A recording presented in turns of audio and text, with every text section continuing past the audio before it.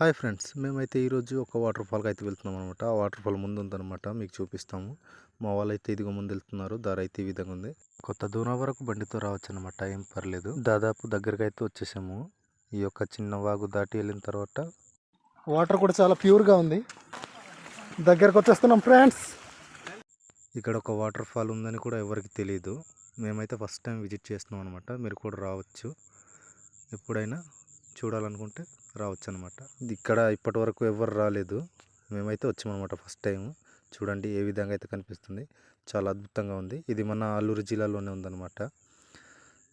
జోహర్ అనే గ్రామంకి దగ్గరలో ఉన్న వాటర్ ఫాల్ అన్నమాట. ఇది చాలా బాగుంది.